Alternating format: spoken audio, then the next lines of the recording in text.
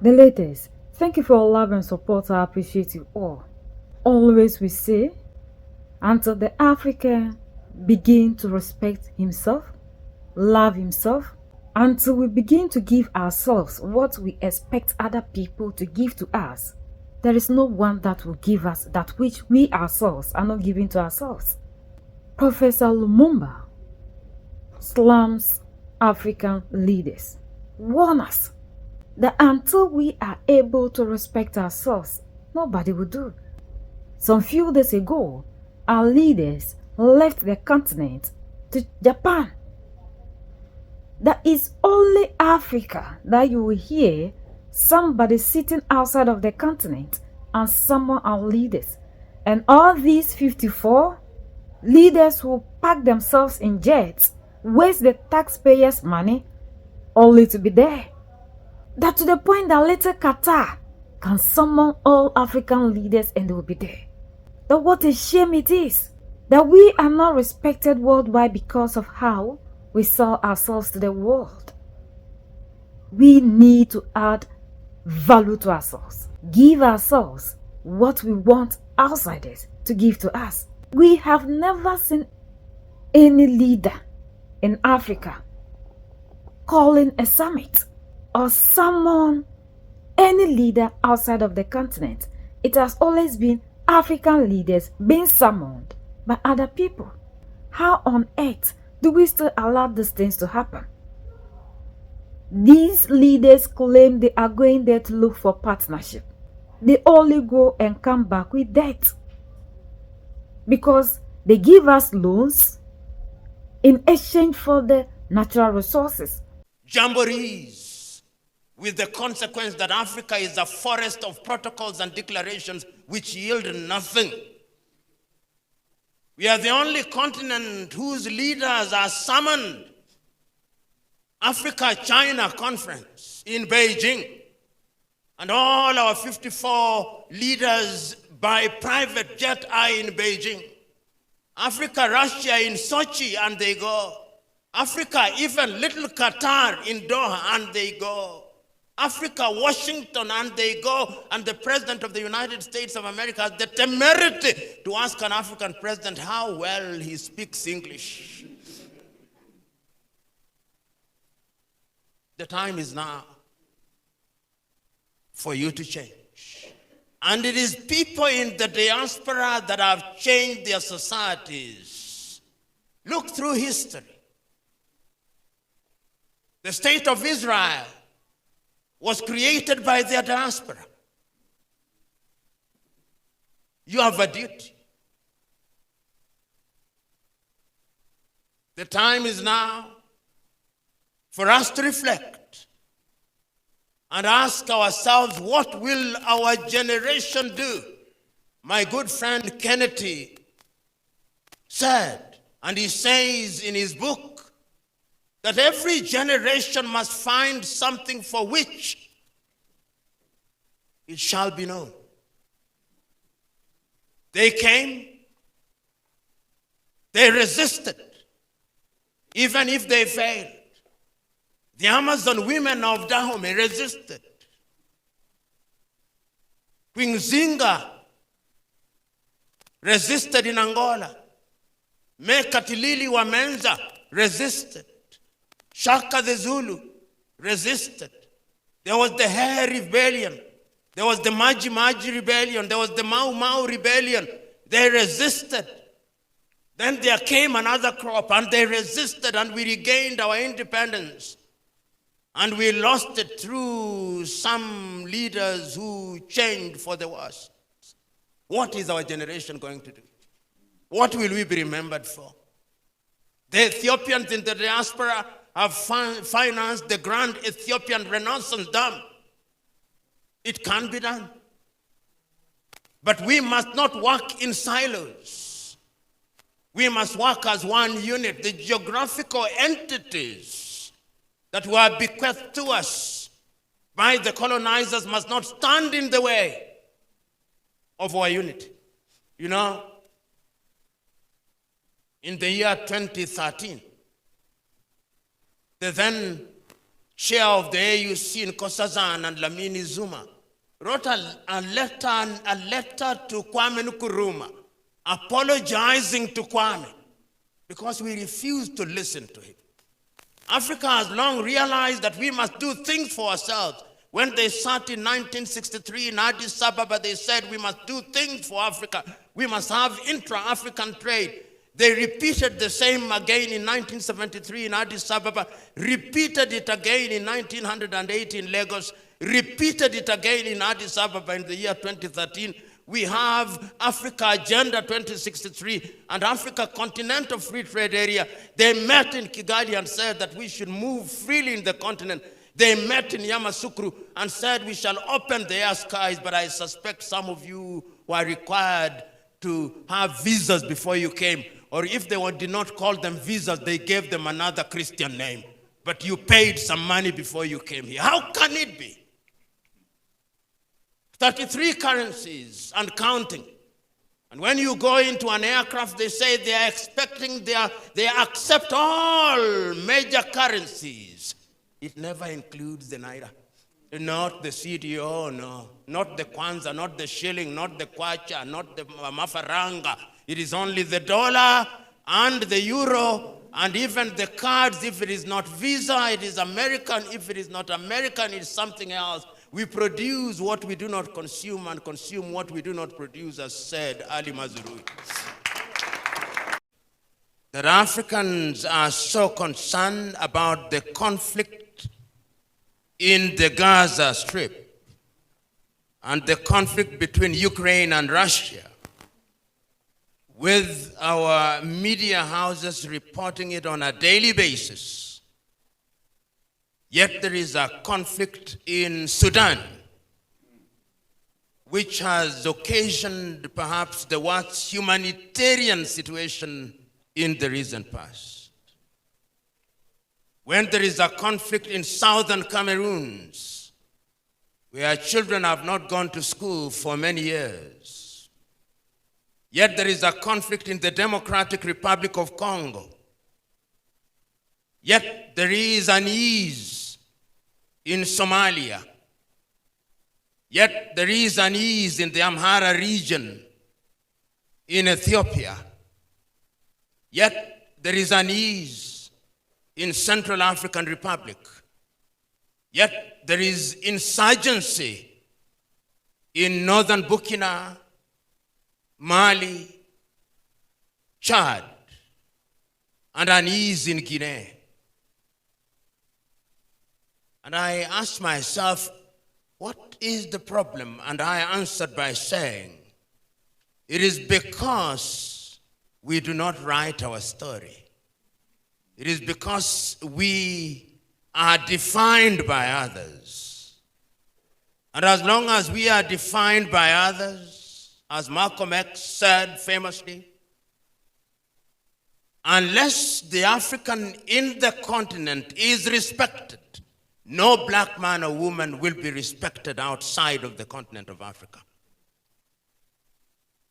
There is wisdom, therefore, as my good friend Dr. Shem said, for us to begin to ask the question, who are we? And what can we do to regain confidence and to regain our rightful place in the world? Nostalgically, we talk about Mansa Musa and how his pilgrimage to Mecca changed the world. We romanticize our past. But the reality is that our continent can do better because she did many years ago. I remember reading one of the most iconic speeches ever delivered by an African in the year 1906 at the University of Columbia by South Africa's Pixley Kaisaka Seme, the regeneration of Africa. That speech went into history, talked about the pioneering movers of Pan-Africanism, such as Sylvester Williams, such as Marcus Garvey, talked about many things and said that Africa must regenerate. He reminded his audience on that day that the African spirit remains unsettled. 12,000 ships took off from the western coast of Africa to the Caribbean. 12,000. 1.8 million lost in the seas. We do not know how many died when they arrived. 6 to 10 million taken to the Arab world, with 99% of the men castrated. That is Africa for you. Then after they were done with slavery, they came up with the colonial project. They sat in Berlin, parceled our continent into 54 units, which we still kill and maim for in order to retain boundaries created by the colonizer in Berlin. Then today they refer to our continent pejoratively, I suspect, as Francophone, to mean we are speaking French, not Bambara. Anglophone, to mean we are speaking English, not Gikoyo, not Luo, not Kiganda. Lusophone, to mean we are speaking Portuguese, not Ovambo and Ovimbundu. Then they came and changed our names.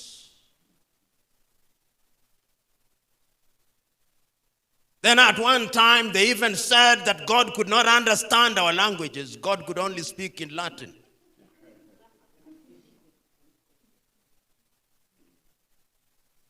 And that is what defines us even as we speak today.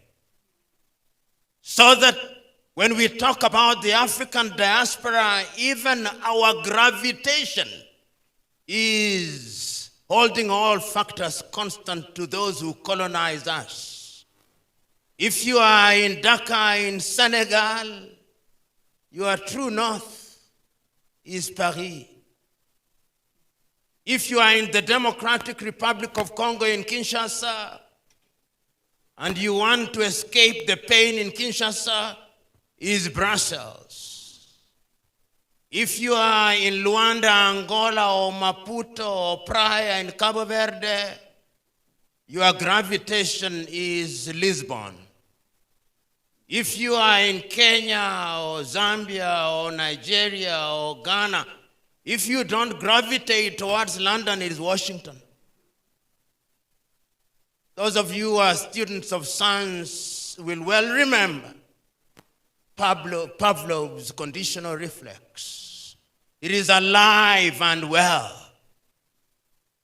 And the time, therefore, is to liberate ourselves from lamentation.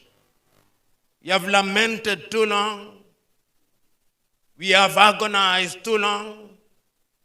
The time is to give meaning to the statement made by Tanzania's Julius Nyerere on the 6th day of March 1997, when he was the guest of honor on the occasion of the 40th anniversary of Ghana's independence. And Mwalimu said, if Africa does not unite, there is no future for Africa. And we are not talking about the unity of the graveyard where we all agree. No. It is unity of purpose. Today, many African governments have ministries of foreign affairs with an appendage called the diaspora, even diaspora desk, but they see you as they see gold mines. It is your dollar that they are interested in. It is your pound that they are interested in. It is your euro that they are interested in. They do not see the human resource that you are.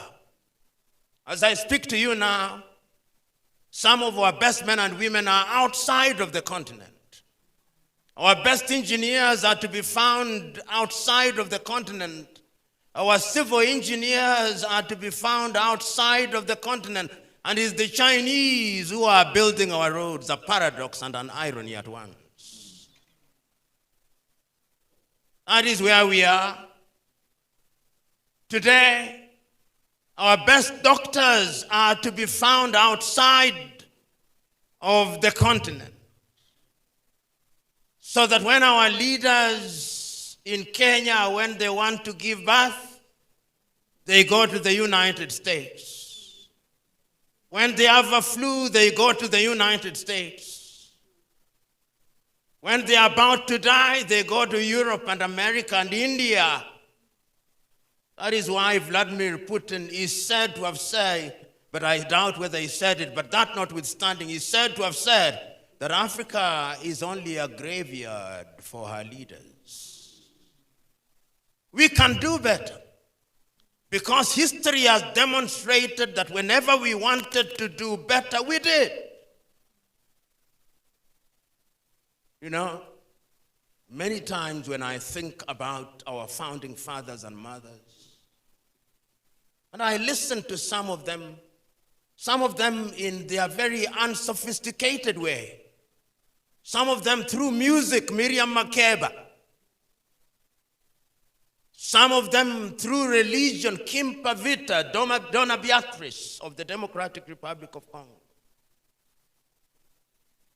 Some of them through the political platform, Kwame Nkrumah, Ahmed Sekou Touré, Mwalimu Nyerere, Samora, Moises Machel. Without internet, without what you and me have today, they were able to organize. When Marcus Mosias Garvey was telling people to come back home, he had no internet. No Boeing, no Airbus.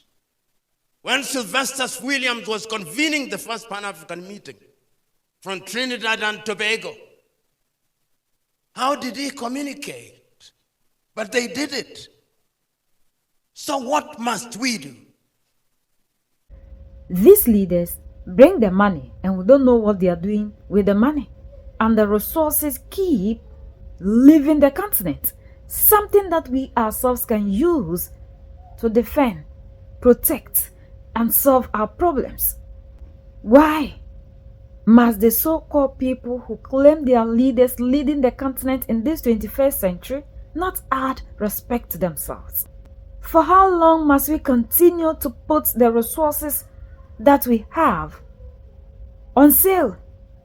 People come and take them cheap. Japan is looking for cheap resources to develop.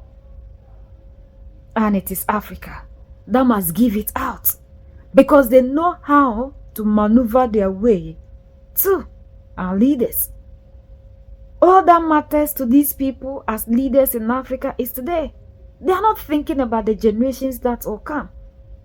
The rest are building generational wealth. But African leaders are thinking about my immediate family. So they don't care what happens to even the people living present, to talk of the next ones that will come. It's so shameful sometimes to see these leaders leaving the continent to just go and be in the presence of one person just like them. Yet, AU do not see anything wrong with this. What our leaders need to do, they wouldn't do it. They go, they give us speech and nothing more. This has always been things that we hear from these people. They come back and the same narrative. They do nothing. All they think about is themselves. What will I make for my immediate family? They promise them beautiful lifestyle. But you know today, you don't know tomorrow. You can never build the future of your children on a land that is not theirs. These people are fighting us in every way, but our leaders are only fighting back in speech.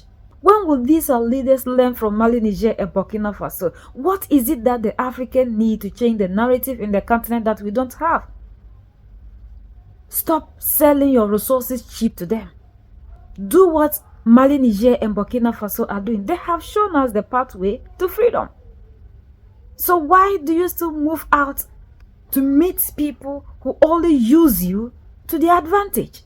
What saddens me is the youth that still believe so much in these leaders, and they don't see anything wrong with what they are doing, leaving us dead. Children unborn are owing, yet we are the richest continent. And today, the youth still praises these leaders simply because of funny reasons. We have to wake up because it is our future they are selling. We are the only ones that can set ourselves free. United we stand, divided we fall, and united we keep standing forever and ever. The greatest enemy of the African is mental slavery. So let's decolonize ourselves from mental slavery. Let's keep sharing to educate our brothers and sisters. Together we make African great for ourselves and the next generations that are going to come. So that's the latest around the world and in Africa.